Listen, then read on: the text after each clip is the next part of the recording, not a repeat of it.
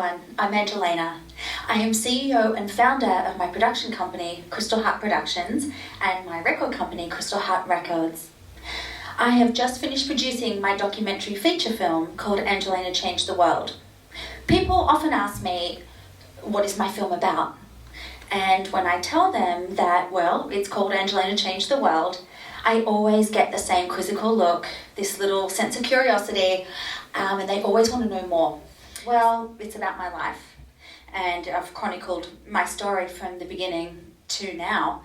They are always intrigued, and I never really know quite exactly how much to say because it's just been, such a roller coaster of a ride, and there's so many elements to the story that I never really know where to start, and I also don't want to tell them too much because the story has got some tragedies and, it's not just, the usual chit-chat, small talks at a conversation. So I always find it a little bit awkward, to be honest. The next question people usually ask me is, why did you make this film? Like, what inspired you to want to, create a film, and who produced and edited it for you?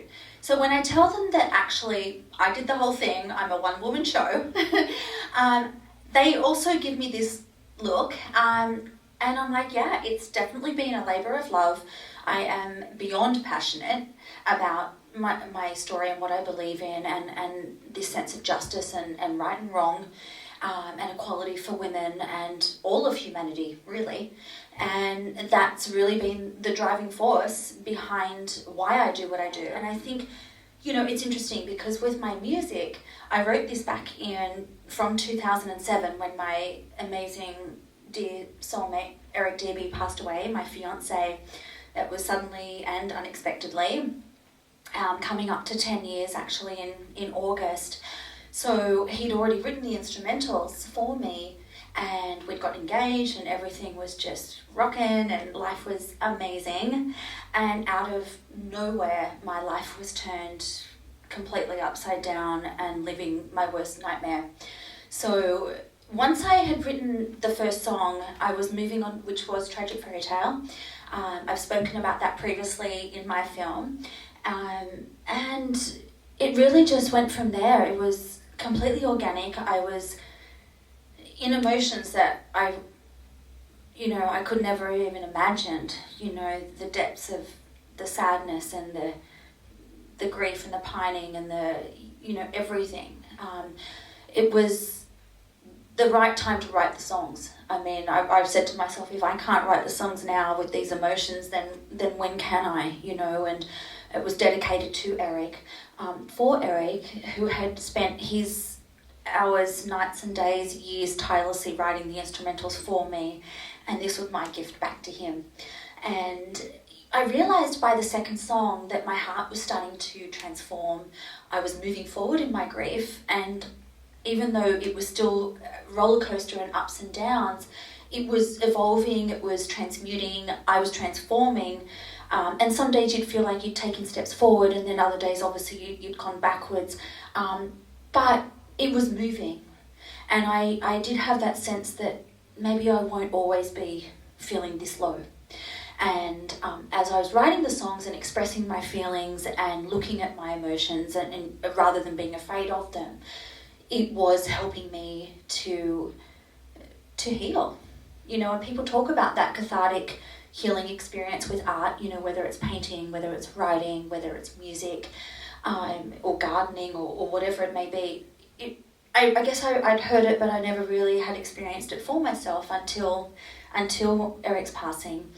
And the music really became chapters of a book, and it's very special to me.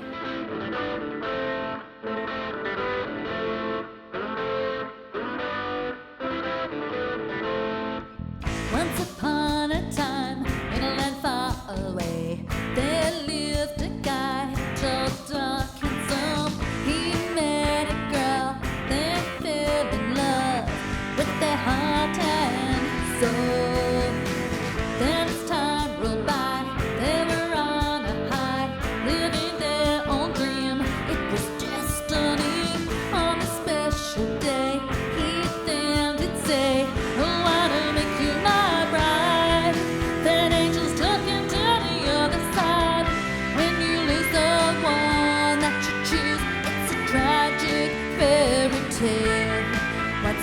gain from all this pain? Only time will tell.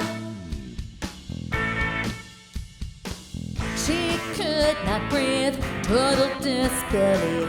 Her soul did bleed. Oh God, help me.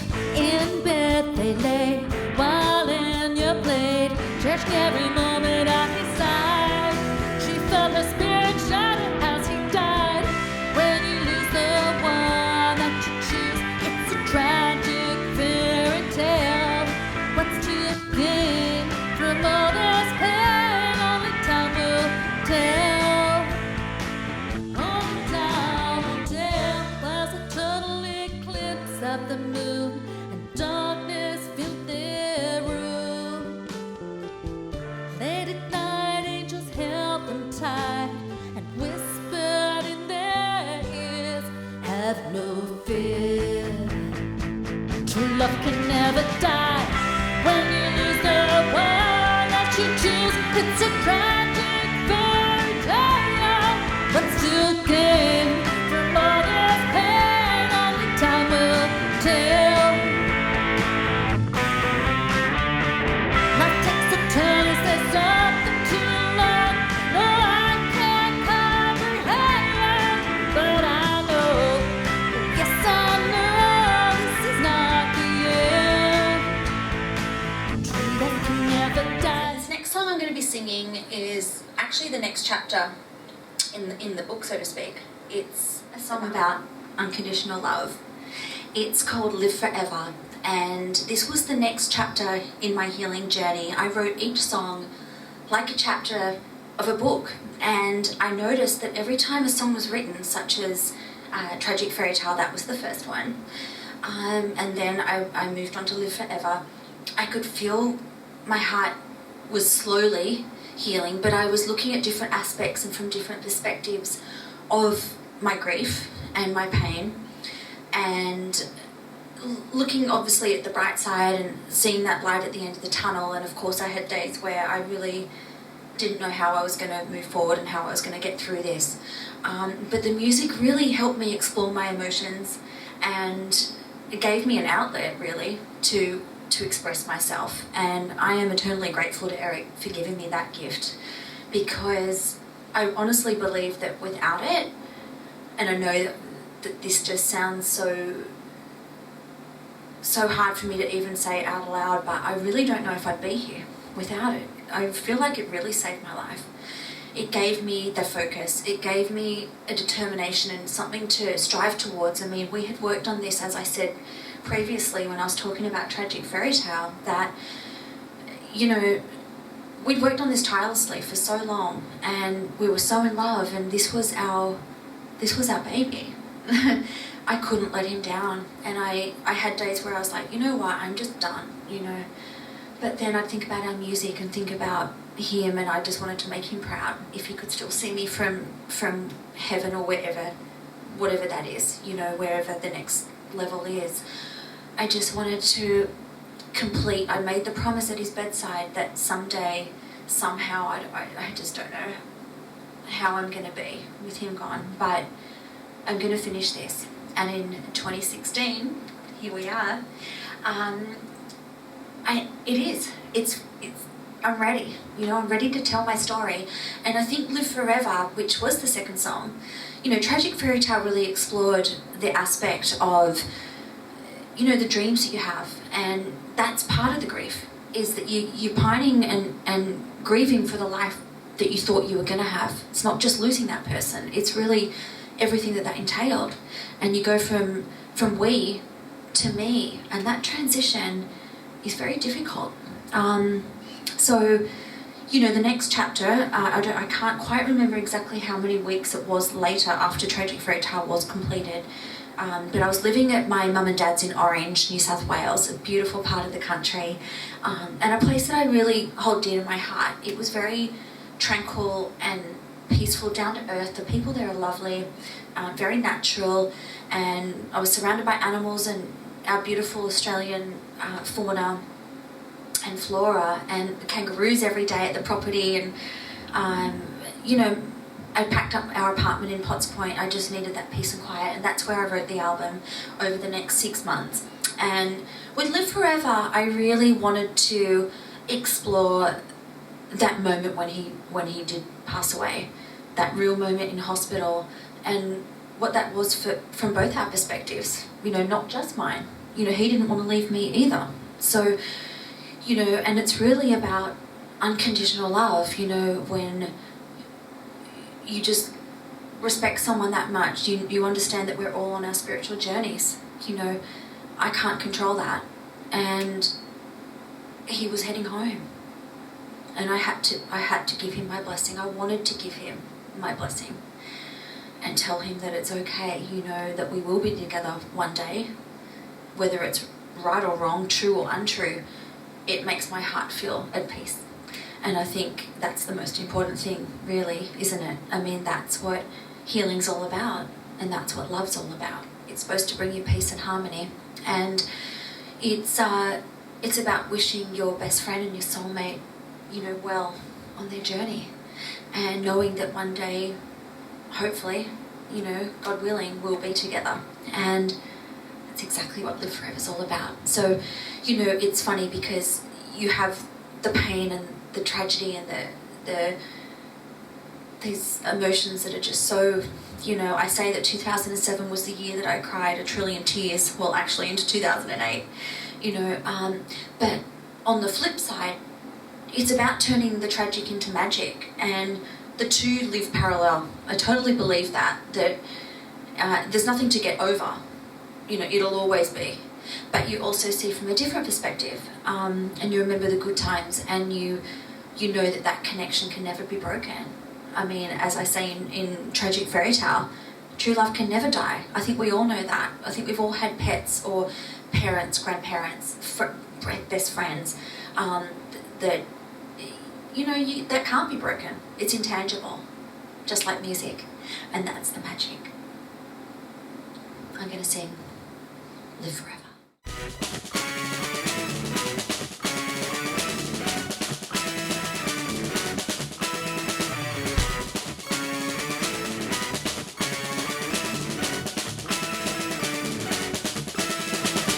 The holy city, the land of garden, we're gathering at the gates. Hey you, over there, mister, let us in before it gets too late. And you're moving, and you're grooving, and feel like dancing to the radio. But remember, you surrendered your soul back in late September. Oh baby, don't let me go. I got the air to help me breathe. Only you can set me free. I died once, maybe I can die again. Who wants to live forever? Forever is a love to stay. Staying we'll be together. But together is another day. The magic moment, like make-believe, but this is reality. Hey you, over there, mister, tell me God, don't you hesitate. And you're floating, and you're glowing, now angel, you are truly beautiful. And remember that surrender is the art of being natural. Oh baby, you have to let go. Lock the door, I have the key. It's up to me to set you free. I tried once, maybe I can try again. Who wants to live forever? Forever is a love to stay. Staying we'll be together, but together is enough.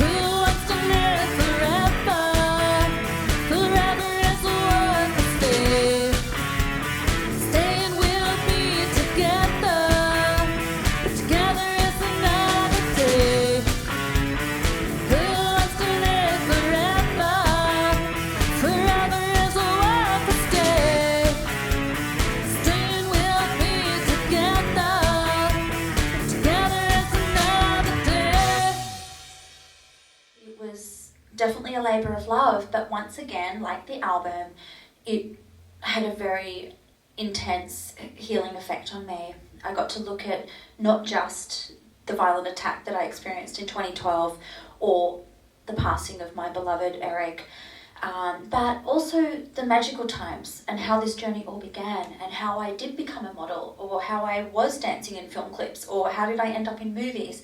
I've been training for this since I was tiny, and have always loved the arts and have always enjoyed my life, really. So I got to remember the beautiful times too. You know, I think it's easy when you go through difficult times to get stuck in that moment when, you know, the lights seem to go out and you don't think you're ever going to get through it, or how am I going to, or how am I, you know, and it's that process of getting better, I guess. But then when you start to take a step back, as I did with the film, and get to see the whole big picture, you know, and then you're just so grateful for all the amazing things that have happened, and you see why you're doing what you're doing, and, you know, what's driving this passion. So really, with the women's rights global activism that I am doing, it all began in 2012. As some of you may be aware, I was a victim of a violent crime. I had just returned from Toronto, Canada, after being there for 2 years. I was so excited to come home and see my family and friends, and of course my little puppy dog Harley. And you know, unbeknownst to me, I had been allured, I guess, and set up in a situation where I was to be kidnapped and murdered. So by someone that I knew and trusted. So needless to say, you know, you couldn't have even, I had no idea what was to come. I'd only been home for 6 days. And my life once again, all of a sudden, was turned completely upside down. So, you know, it's just a miracle that I'm here. It's a miracle that I survived. I was gang raped, and it has changed me, of course, and it's definitely changed how I see the world, and how I also see women, and the compassion that I have for all of us that have suffered, and what we can be potentially exposed to, which is how I came across 1 Billion Rising, which is part of the V-Day organisation that has been started by the amazing Eve Ensler, who was the playwright, the amazing playwright from Broadway, who did the Vagina monologues that went global. She is a force to be reckoned with. She's definitely not shy, and she feels so passionate, just like I do, about standing up for women's rights and having our voices heard and ending this despicable human rights violation, which is exactly what it is. I just wholeheartedly believe in coming together and using our voices and having the courage to stand up and be heard. I think it's important to discuss this in public, because the more awareness, the more education, the more women stand up and say, we're not going to put up with this anymore, we can create change, but it's up to us to take our power back. Round of applause for Angelena. Angelena Bonet. She is a journalist who's covering the event today for her programme, The Heart of the Matter. Why this event is so important to you today? Kathy, to say that I am excited and just so blessed to be here is completely an understatement. I woke up this morning, I was like, yes, it's here. I think we're in a time where, you know, as Chris mentioned, the times are changing, you know, and they're changing because of us, because of our courage. And I think we're all saying, no more are we going to accept this way of living. It's a crime. We all know that. We know the statistics are 1 in 3. But, you know, I think I feel so inspired by the women back in the turn of the century, the 1900s, the suffragettes, who fought for women to be able to have the right to vote. And I really feel like we're doing the same thing, but we're trying to free ourselves from violence. And I hope that generations to come, all the women and children will look back and say, wow, weren't they so inspiring and courageous that they had the voice to stand up and come together in one accord. So this is just so powerful, and I'm just so grateful to be here. Thanks for having me. Thank you so much. What are the different types of violence women may experience during pregnancy? Well, generally, we categorize it into 2 main categories. One is intimate partner violence, so obviously domestic violence are the terms that we use for it.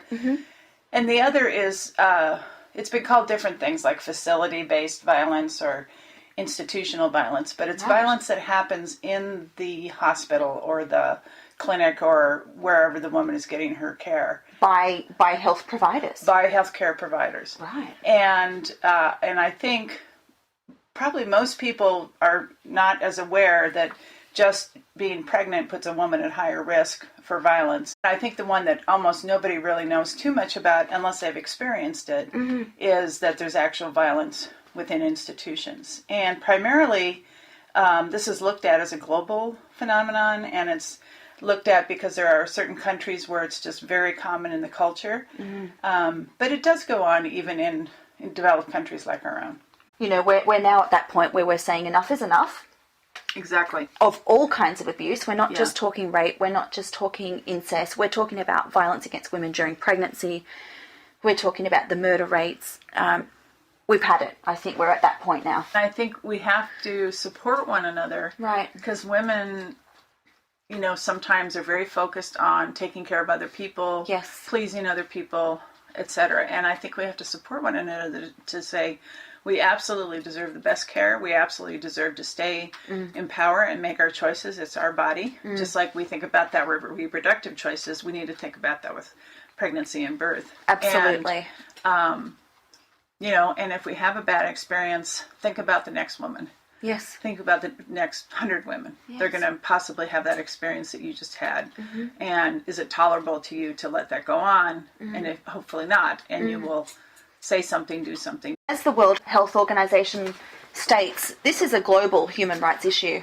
Absolutely. And it's something that needs attention, it needs focus. What about people living in a village somewhere that don't have access to, they just can't get heard in their own communities? How the hell is the world going to hear them? Having lost my power in that awful, horrific experience has actually been the gift where I found my power through my healing, through 4 years, nearly 4 years. And I think that the people that, these perpetrators, they're powerless. We've got to remember that, right? They're the cowards. Exactly. You know? So only a coward and someone who feels the need to overpower someone feels insecure and inferior. That's the truth. Because being loving and kind is when we're actually in our true power.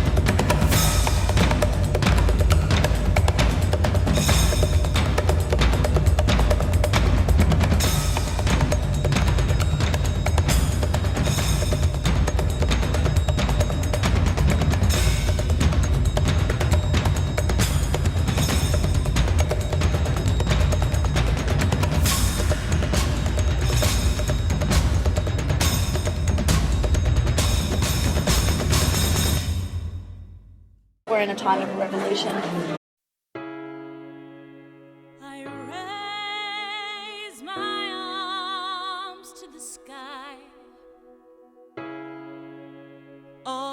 my knees I pray. I'm not afraid anymore. I will walk through that door. Dance, rise, walk. Dance, rise. I can see a world where we all live, safe and free from all oppression. No more rape or incest or abuse. Women are not a possession. You never own me, don't even know me. I'm not invisible, I'm simply wonderful. I feel my heart for the first time racing. I feel alive, I feel so amazing. Dance, cause I love, dance, cause I dream. Dance, cause I've had enough. Dance, something sweet. Dance, break the rules. Dance, stop the pain. Dance, turn it upside down. It's time to break the chain. Oh yeah, break the chain. Dance, rise, dance. In the middle of this madness we will stand. I know there is a better world. Take your sisters and your brothers by the hand. Reach out to every woman and girl. This is my body's holy. No more excuses, no more abuses. We are mothers, we are teachers, we are beautiful, beautiful creatures. Dance cause I love, dance cause I dream. Dance cause I've had enough. Dance, stop the scream. Dance, break the rules. Dance, stop the pain. Dance, turn it upside down. It's time to break the chain. Oh yeah, break the chain. Oh yeah, break the chain. Sister, won't you help? Sister, won't you rise? Sister, won't you help? Sister, won't you rise? Sister, won't you help? Sister, won't you rise? Sister, won't you help? Sister, won't you rise?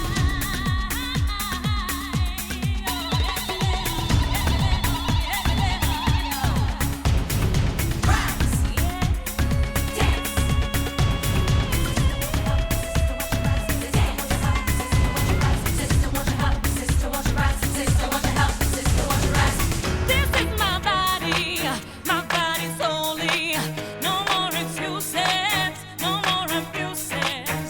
We are mothers, we are teachers, we are beautiful, beautiful creatures. Dance cause I love, dance cause I dream. Dance cause I've had enough. Dance, stop the scream. Dance, break the rules. Dance, stop the pain. Dance, turn it upside down. It's time to break the chain. Oh yeah, break the chain. Oh yeah, break the chain. Dance cause I love, dance cause I dream. Dance cause I've had enough. Dance, stop the scream. Dance, break the rules. Dance, stop the pain. Dance, turn it upside down. It's time to break the chain. Oh yeah, break the chain. Oh yeah, break the chain. Oh, 1 billion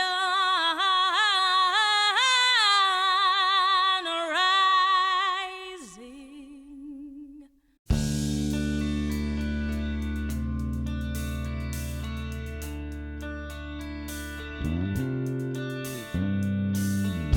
Just in one night I've seen the world's pain. The world blinked. What a crying shame. What's real? Let's search for truth. Watch TV. There's your living proof. I know all this will happen again. Why not take my hand and be my friend? selfish ways has tainted our love. All our fears have been sucked to God above. For a dime,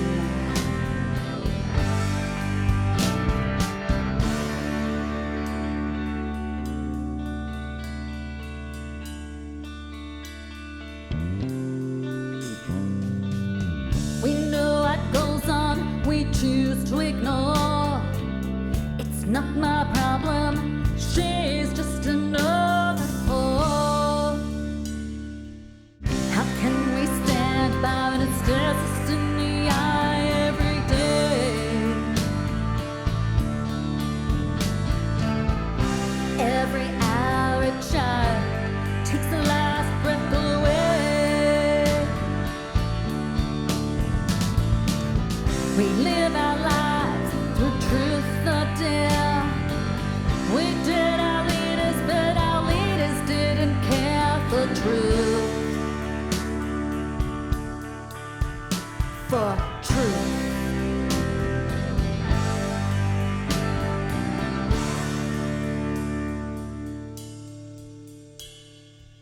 The world turned out the light, swept under the carpet and out of sight. The truth is there, the truth is there to see, yeah. You give your money to the heiress and her clan. You think they're cool, but they don't give a damn about you. 'Cause it's bullshit, and you fell for the glance. So I'm gonna stand up, I'm gonna speak out, I'm gonna wanna, I know I can change the world.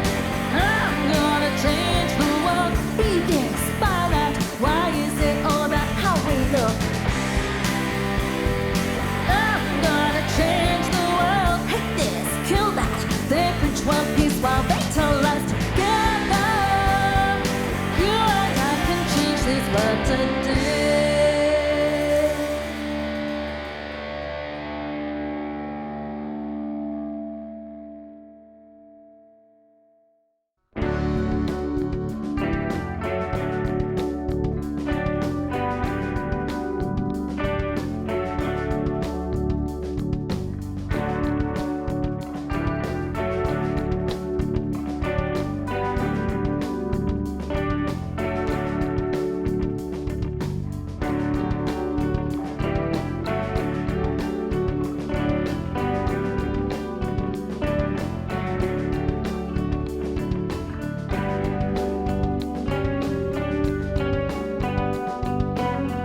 Has changed me, of course, and it's definitely changed how I see the world and how I also see women and the compassion that I have for all of us that have suffered and what we can be potentially exposed to.